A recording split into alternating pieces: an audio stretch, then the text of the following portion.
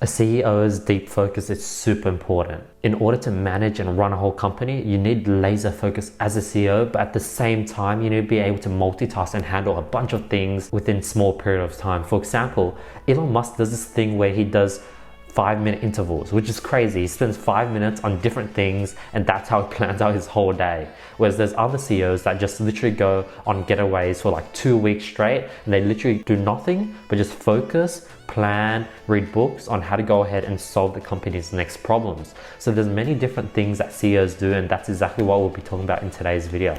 So let's jump right into it. A CEO's deep focus. One trait that differentiated Bill Gates from Paul Allen, the co-founder, was focus. Allen's mind would flit between many different ideas and many different passions, while Gates was a serial obsessor. This is a word that I hear a lot when it comes to top CEOs. They're just obsessed about everything. And what Bill Gates would do is he would do these think weeks twice a year where he would isolate himself, often being on a lakeside cottage, and do nothing but read and just think big thoughts. This is pretty crazy. Like, he would just literally disappear and do nothing twice a year. And this is definitely something that I want to do more often. And I see the effects because when you're in a different location and there's a pattern break, you're able to really generate amazing ideas that are just game changers in those states and in those locations. Another person, Sigmund Freud, he did regular retreats to a rustic stone house in the woods outside a small town away from the city. So these retreats are something that are pretty common that a lot of top CEOs do. Roosevelt's blistering focus. Let's bring it back to when he was a teenager. Studying time was fragmented between recitations, classes, athletic training, and lunch.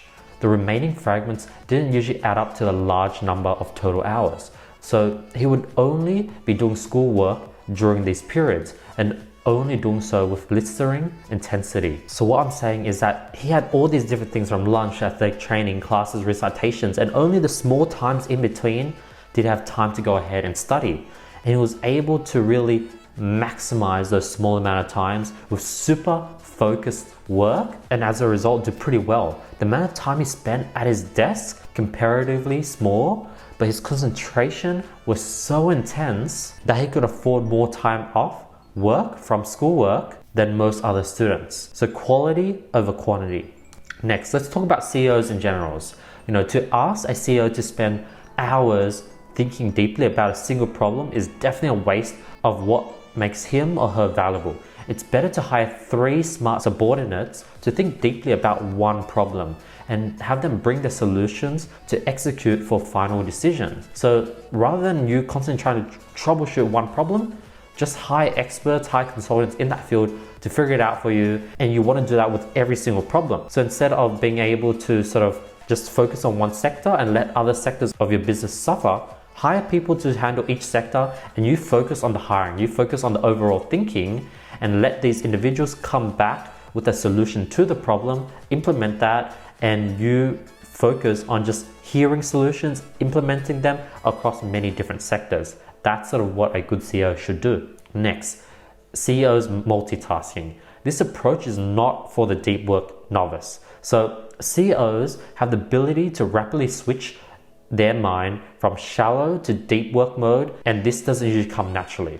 So just like Elon Musk, he's able to go from 5 minutes of probably deep focus to 5 minutes of a chill interview to another 5 minutes of some understanding some crazy math calculations. He's able to go in and out of deep focus, and this definitely takes a lot of skill. Without practice, such switching can seriously deplete your finite willpower reserves, because every day you have an amount of willpower. Obviously that grows over time, but you have a finite amount, and once you drain it all, you're going to be useless. So you definitely only want to do this with practice. And this habit also requires a huge sense of confidence in your abilities and a conviction that what you're doing will succeed, and as a result you're able to just push through the ups and downs and just focus, not focus. And this is a pretty crazy skill that a lot of CEOs have. So yeah, that's the end of today's video. I hope you guys enjoyed it. A lot of high level content. These are things that I'm trying to sort of grasp. I'm trying to utilize more, right now with my team. I'm sort of handling and troubleshooting all the issues, and I definitely need to go ahead and hire people to do that for me, because right now it's just taking too much of my time and it's not worth it. And I really need to get from the state of being focused on one thing to being focused diversively through multitasking on many different sectors of my business. So yeah, hope you guys enjoyed today's video. I really love sharing everything I learned with you guys, and hope you guys have an amazing day. Thank you so much for watching. Before I end today's video, let's go ahead and announce last video's winners for $1,000 worth of courses or consulting courses with me. The winners here. If you guys want to qualify, all they do is drop a comment below, follow me on Instagram, hit the subscribe button, hit the notification bell, and I'll be picking the best comment every single video. Other than that, thank you so much for watching. Question of the day: as the CEO of your business, how do you manage all the different parts of your e-commerce store, customer service, or fulfillment? How do you manage it? Any tips on focus?